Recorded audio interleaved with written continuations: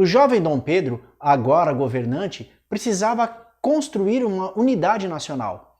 Para isso, ele teria que combater os movimentos separatistas e os revoltosos portugueses.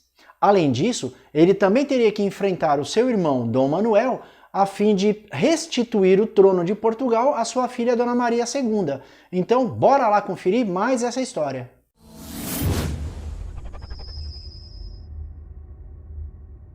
Olá pessoal, Júlio aqui.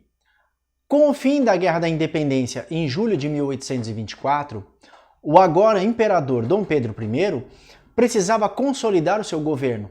Para isso, ele precisaria definir uma bandeira, criar um hino nacional e instituir uma constituição. Ele também manteve uma postura muito parecida, muito semelhante com a de quando ele era príncipe, e ele se destacava pela sua coragem e obstinação na resolução de problemas. Também era um líder que motivava a sua tropa com a sua presença. E quando se tratava de economia, ele dizia à sua corte que eles precisavam gastar pouco, a começar por ele como exemplo. O jovem imperador possuía um talento enorme para a música. Aliás, foi ele quem compôs o hino da independência do Brasil. Contrário à escravidão, ele propôs, juntamente à Inglaterra, que fossem criadas leis para diminuir o tráfico de escravos africanos. Porém, e infelizmente, no seu governo houve um aumento do tráfico de africanos para o Brasil. O imperador cometeu muitos erros, muitas vezes motivado por sua personalidade explosiva. Afinal, ele não respeitava protocolos e era agressivo.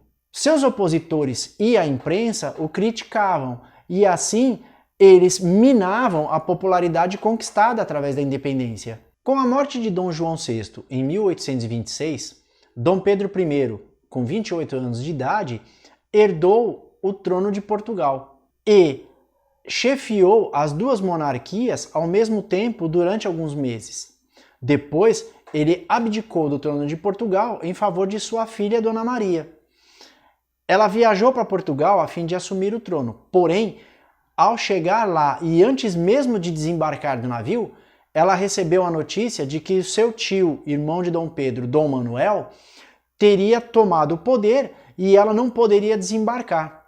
Ela retornou então para o Brasil e montou a corte no Rio de Janeiro sob a proteção de seu pai. Dom Pedro tentou negociar com seu irmão Dom Miguel o casamento dele com a Dona Maria a fim de apaziguar a situação.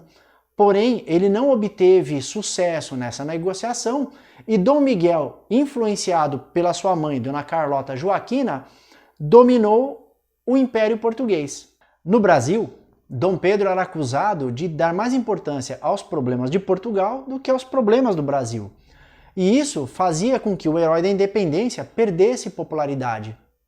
A tensão entre portugueses e brasileiros estava cada vez pior, chegando a extremos. Por exemplo, em 1831, quando Dom Pedro voltava de uma viagem a Minas, ele foi recebido pelos portugueses com uma festa.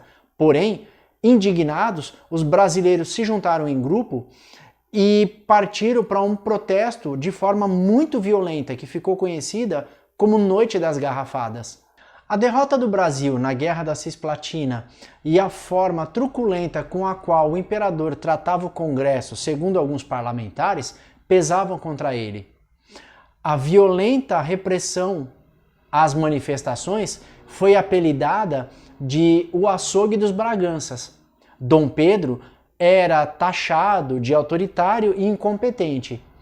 Ele e seus aliados, porém, diziam que eram mentiras proferidas pela opinião pública. Com a situação insustentável no Brasil e a crise em Portugal, Dom Pedro I abdicou do trono em favor de seu filho Dom Pedro II em 7 de abril de 1831. Assim, ele viajaria para Portugal a fim de preparar as suas tropas para enfrentar o seu irmão e restituir a sua filha ao trono. O exército de Dom Pedro era pequeno e era formado por mercenários que foram pagos com ajuda financeira da França, da Inglaterra e de pessoas que fugiram de Portugal após Dom Manuel tomar o trono. Com o exército treinado na França, Dom Pedro desembarcaria na cidade do Porto e lá eles foram cercados, mas resistiram bravamente num evento que ficou conhecido como Cerco ao Porto. A batalha entre as tropas de Dom Pedro e de Dom Manuel durou de 1832 a 1834, quando as tropas de Dom Pedro, por fim, venceram as tropas de Dom Manuel e o expulsaram de Portugal. Porém, em 1834, a saúde de Dom Pedro estava debilitada, pois ele havia contraído tuberculose. E em setembro do mesmo ano, Dom Pedro viria a falecer no mesmo quarto onde ele nasceu, no Palácio de Queluz, em Portugal, aos 36 anos de idade. Seu corpo foi enterrado no Mosteiro de São Vicente de Fora, local onde estão sepultados todos os reis da dinastia dos Braganças.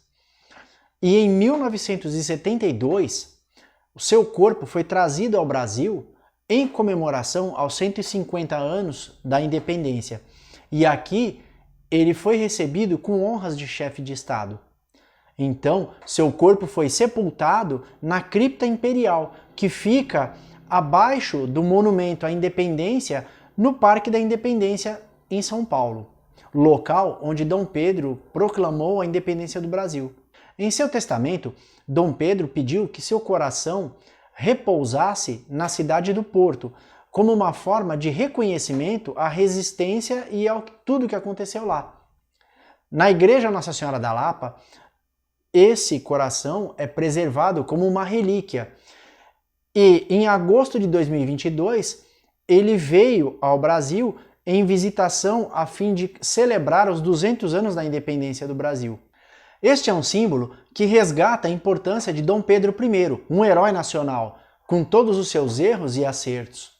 Infelizmente, os heróis nacionais são desprezados nas escolas e pela mídia. E por conta disso, o povo brasileiro sequer consegue sentir orgulho de sua nação, uma vez que não conhece a sua própria história. E sempre que contamos a história, devemos nos ater e nos lembrar que os feitos daquela época são justificados pelos pensamentos das pessoas que viveram naquela época. E, portanto, quando nós tentamos medi-los com a nossa régua moral dos dias de hoje, estamos cometendo um erro crasso histórico chamado de anacronismo.